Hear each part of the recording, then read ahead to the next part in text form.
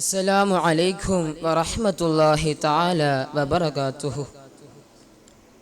بسم الله والحمد لله والصلاة والسلام على أشرف رسول الله وعلى آله وصحبه أجمعين أما بعد.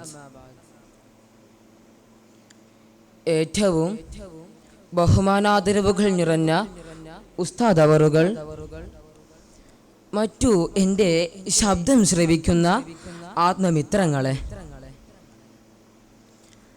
സമകാലികതയുടെ സംസാരത്തിൽ ജനാധിപത്യ രാജ്യത്തെ മുറിവേൽപ്പിക്കുന്നു എന്നതിനെ ആസ്പദമാക്കുമ്പോൾ ഹിന്ദുത്വ ഫാസിസത്തിന് ഊർജം പകരുന്ന വിധിയുടെ പശ്ചാത്തലങ്ങൾ ഇസ്ലാമിക ഭാഷ്യത്തിന് എതിരാകുന്നു എന്ന അഭിപ്രായത്തെ മുമ്പോട്ട് വെക്കേണ്ടിയിരിക്കുന്നു.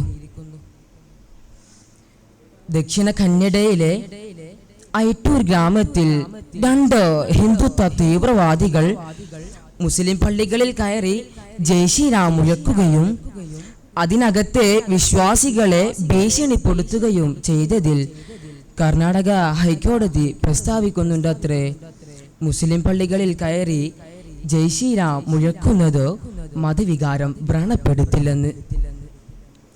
എന്തുകൊണ്ട് ജനാധിപത്യത്തിന്റെ അകംതളങ്ങളിൽ കാഠിന്യമേറുന്ന മതവികാരം?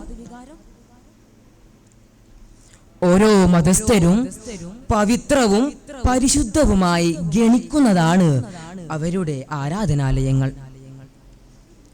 അതിനെ ഹനിക്കുന്ന, കൃത്യമായി മാനിക്കേണ്ട ഇന്ത്യൻ പൈതൃകത്തിന് കോട്ടം തട്ടുന്ന ദുഷ്ടബുദ്ധികളുടെ ചെയ്തിക്ക് വളം വെച്ചു കൊടുത്ത ദൗർഭാഗ്യകരമായ വിധി പ്രസ്താവം ഏത് മതവെറിയെയാണ് തുടച്ചു നീക്കുന്നത്?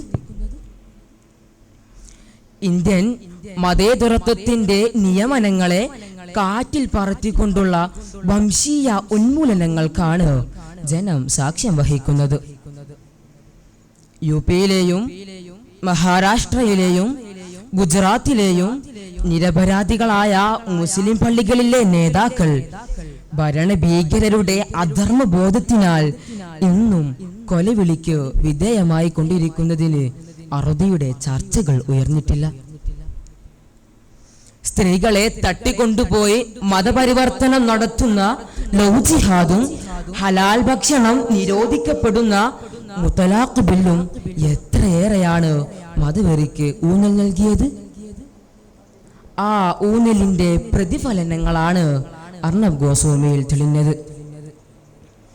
അർണബ് ഗോസ്വാമിയുടെ വിഷയത്തിൽ സുപ്രീം കോടതി കാണിച്ച കരുതലും ശ്രദ്ധയും വിസ്മയിപ്പിക്കുന്നതാണ്. ഹത്രസ് പെൺകുട്ടിയുടെ വാർത്ത പുറത്തെത്തിച്ച സിദ്ദീഖ് കാപ്പൻ ജയിലിലും ആത്മഹത്യ പ്രേരണ കുറ്റവാളിയായ അർണബ് ഗോസ്വാമി പുറത്തും കഴിയുന്നത് ഇന്ത്യയിൽ നിലനിൽക്കുന്ന നീതിലഭ്യതയുടെ ഏറ്റക്കുറച്ചിൽ കൃത്യമായി അടയാളപ്പെടുത്തുന്നുണ്ട്. കഴിഞ്ഞ ദിവസങ്ങളിൽ പത്രമാധ്യമങ്ങൾ നമ്മെ ശ്രവിപ്പിച്ചത് ബാലവാക കമ്മീഷന്റെ മദ്രസകൾക്കെതിരെയുള്ള ക്രൂരമായ നോട്ടത്തെയാണ്. ന്യൂനപക്ഷങ്ങൾക്കെതിരെയുള്ള ആക്രമണമെന്ന പ്രതിഷേധത്തിന് വഴിത്തിരിവായി പ്രിയങ്കനുങ്കോ മാപ്പ് പറഞ്ഞതിലും അവസാനം മൊഴിഞ്ഞത് മദ്രസ പഠനം അത് ഭൗതിക പഠനത്തെ എതിർക്കുന്നുവെന്നും കുരുന്നുകളുടെ മേൽ അടിച്ചേൽപ്പിക്കുന്നു എന്നുള്ളതും ഭാവി കാലത്തിന്റെ ഭരണകർത്താക്കൾ വികാരത്തെ ഇനിയും എത്രമേൽ സമ്മാനിക്കും എന്നതിന്റെ തെളിവാണ്. ഇന്ത്യൻ ജുഡീഷ്യറിയുടെ വിധികൾ വർഗീയവാദികൾക്ക് സമമാവുകയാണ് ചെയ്യുന്നത്.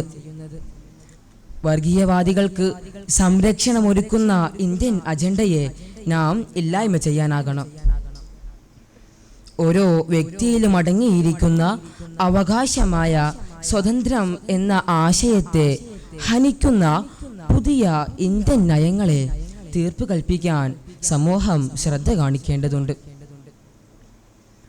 മതപരമായ വിവേചനം തടയുന്നതിൻ്റെ പരസ്പര ബോധവൽക്കരിക്കലും ജനങ്ങളുടെ ചിന്താശകലങ്ങളിൽ മാറ്റം വരുത്തുന്ന വിദ്യാഭ്യാസമടങ്ങുന്ന സാമൂഹിക പരിണാമങ്ങളെ സമൂഹത്തിന് കൈമാറി സമൂഹത്തിന് തൻ്റെ ഉന്നമനം ആർജിക്കാനാകട്ടെ എന്ന് മാത്രം പറഞ്ഞുകൊണ്ട് ഞാൻ എൻ്റെ വാക്കുകളിൽ അന്ത്യം കുറിക്കുന്നു. വആഖിറു ദഅവാന അനിൽ ഹംദുലില്ലാഹി റബ്ബിൽ ആലമീൻ. അസ്സലാമു അലൈക്കും വറഹ്മത്തുള്ളാഹി തആല വബറകാതുഹു.